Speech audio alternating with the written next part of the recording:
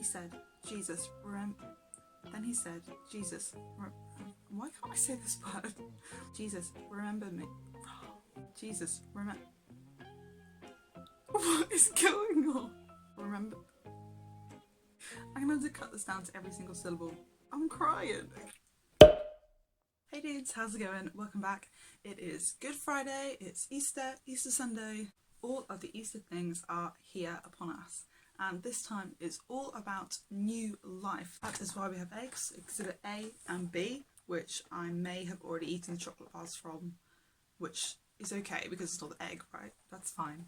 So I thought this would be a really good time to transform something old and dingy in my possession and bring it into new life. And so that is what we did. So here is that bad boy. No, I did not paint this. This is the back of a canvas, but last night I filmed myself upcycling it, if you will, restoring it, and the lighting was so bad, so horrific that you can't really see a lot of it. So I wanted to save the reveal till this morning. So you'll notice I'm wearing the same dress in each video because I wanted to be consistent for you guys. I'm trying here. You guys can watch that video and see what this painting looks like. Exhibit A. I have the dates on the back of this. The 29th of December 2009. So that is pretty much 10 years ago. And I first did this in pencil, even though it's canvas. So that was a pretty weird choice. And that's why my signature is so weird, because it was done by me when I was like 13. And then at some point, years and years later, I went over it in paint to try and make it better. And here we are again. It just looks weird. Why are there all these dots? I don't know. There's a massive line down there. And this weird signature that's drawn in pencil has to go.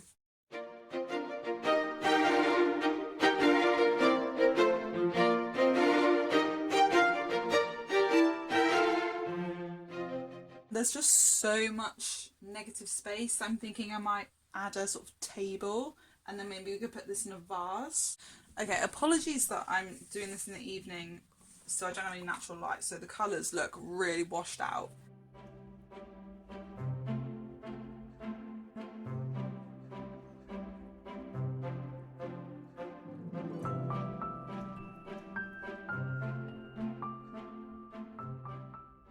Okay, here's a close-up so you can actually see what we're dealing with. So these are the actual colours and stuff. So I've just done this table. Oh, I just touched it. But it's looking pretty bare bones, so we will come back to that and add more texture and stuff. But from far away you just can't appreciate the colours, so I thought I'd show you closer up.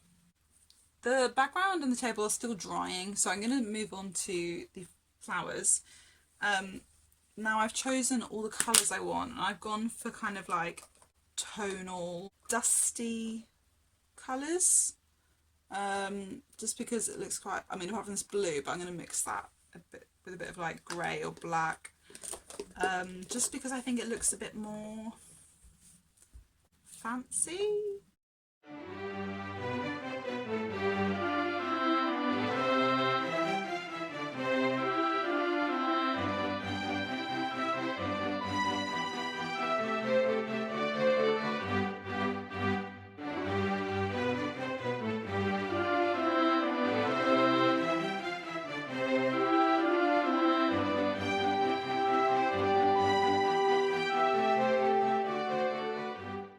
Okay, everyone, take your last looks because I'm going to finish this off camera and reveal it tomorrow. So here we are the next morning, and now the painting looks like this. I'm not really going to explain it to you. It looks like this. As you can see, we got the vase in there. But anyway, there we go. That is the painting. So obviously what you're going to hear about from a lot of people is how Easter is about new life, and that's why we have eggs, because it's a symbol of a little baby chick hatching, and obviously Jesus dying on the cross. But I want to look at it from a different perspective today. Now, Painting for me is something very therapeutic. I feel very calm, I take a lot of time over it. And also with this particular painting, the vibe of it is quite calm, the water is very still. Flowers obviously are also a sign of new life, going back to the Easter theme, but there's a very calm vibe. And from going over the story of the crucifixion recently, that has really struck me that Jesus is so calm. And there is one specific bit that I'd like to draw your attention to. 2 other men, both criminals, were also led out with him to be executed. One of the criminals who hung there hurled insults at him. "Are you the Christ? Save yourself and us." But the other criminal rebuked him. "Don't you fear God," he said. "Since you are under the same sentence, we are punished justly, we are getting what our deeds deserve, but this man has done nothing wrong." Then he said, "Jesus, remember me when you come into your kingdom." Jesus answered him, "I tell you the truth, today you will be with me in paradise." So the thing that's so amazing about this is Jesus is there being crucified and he has 2 criminals outside of him. One of them who is just insulting him and mocking him and totally not understanding who Jesus is and what he's capable of. The other guy is being super humble. He isn't really asking for Jesus to do anything for him other than just to remember him in heaven and just to consider him, not even necessarily to invite him into it, but just to have a think about him and make a choice.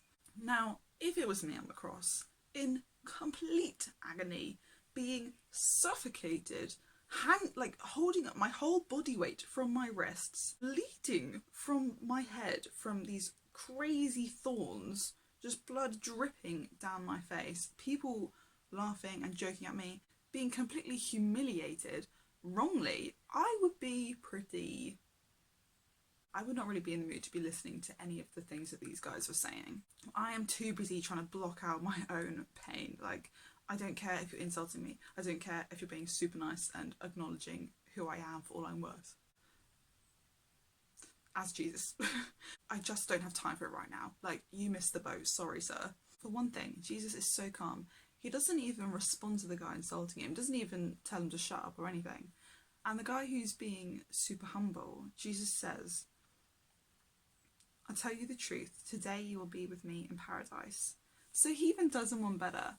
That guy just wanted to be considered when you come into your kingdom. And Jesus is like, today you will be with me in paradise. Like, I'm not going to wait and make a decision. I'm going to make a decision right here, right now. While being in such excruciating pain. It's crazy. He's so calm. And with this whole theme of a new life, the whole point of that is to lay down our old life. We don't just get a new life for nothing.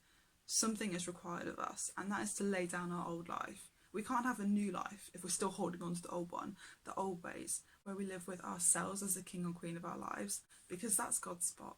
And from this, Jesus massively demonstrates part of the new life by showing us how calm we should be in the new life. When people mock us, we should be calm. When people are so kind and respectful, but we're not really in the mood, we should be calm.